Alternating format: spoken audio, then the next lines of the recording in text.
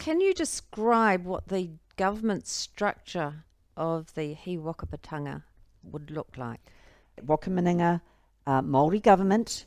Okay. Under He Wakaputanga, there are many different pathways, I suppose, Yeah. because He Wakaputanga is our jurisdiction here in New Zealand. The existing governing system we have at the moment will not recognise it. So different bodies and different hapus and different collective of people in New Zealand have tried to bring that back to being our de jure jurisdiction in the country. No one's really getting a lot of success with that, although there have been different groups that have been doing this for decades. And in fact, the Wakaminenga Māori government have been around for many years as well. The one thing that has happened is that the tyranny has got more palpable here in New Zealand, where they're actually saying, actually, I own your body and we'll squirt into your arm whatever we want, and to your children and to your babies. So suddenly, people are starting to think, how do we escape this? Where can we go? Well, we can't go overseas. We can't hide because they will find us. What can we do?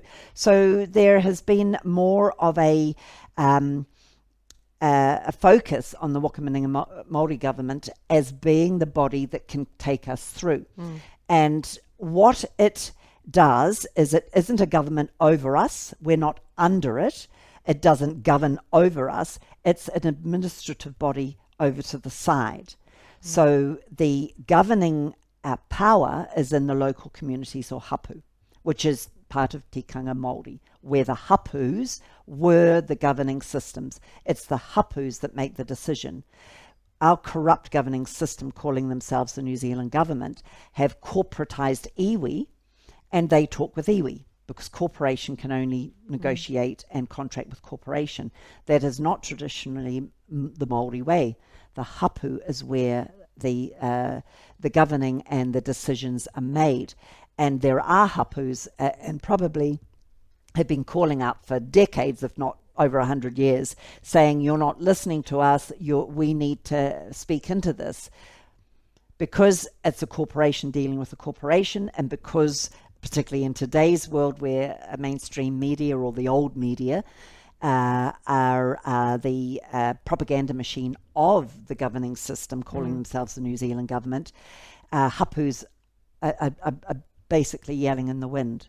So the Wakaminenga Māori government, made up of Māori and non-Māori, and councils, are an administrative or a service body.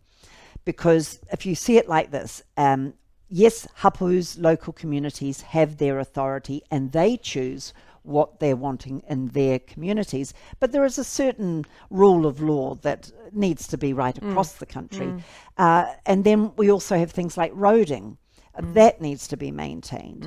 Law and order, the police, or whatever, maybe not police, more constabulary, what would that look like? They need to be paid. We do need to have some kind of army, whether it's a standing army or not, to defend ourselves. They need to be paid. So if you're putting that burden on local hapu, some hapu may be fine. They may have the knowledge base, the people, the connections to run their community very well. They may have the connections to do overseas trade. But you'll end up with some hapus that won't have those skills and that knowledge within them.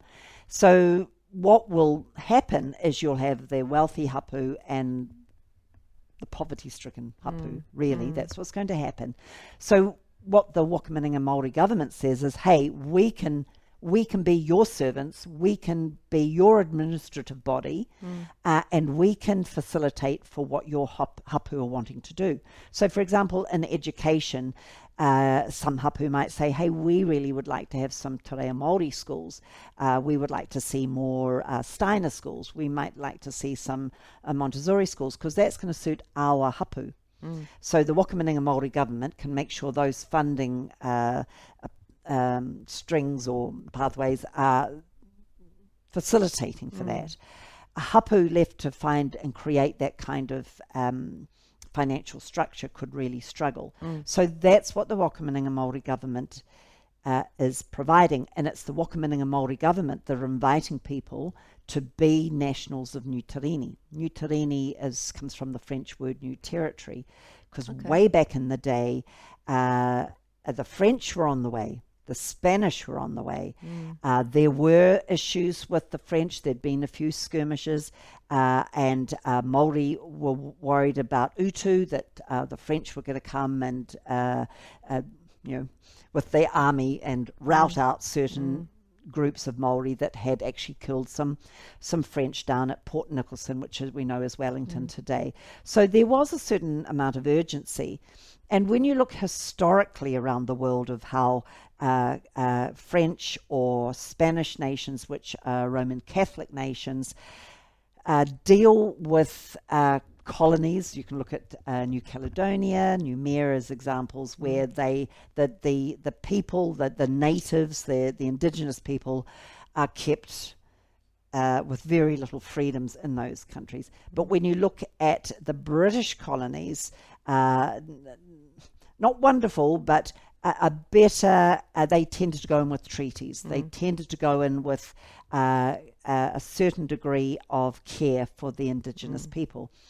So I suspect the rangatira of the day, for them it was a no-brainer to call upon the British monarchy. Also, you've got to remember that the settlers predominantly came from Britain, and with the New Zealand Company fomenting a lot of problems, they were bringing in British settlers in the droves, free passage, which is another typical way that the elite work to try and cause problems and to drown out a culture, because today we can see it very blatantly in the United Nations rhetoric through their documentations that nationality culture has to be crushed, and that's what we're dealing with now. So the Wakaminenga Maori government are bringing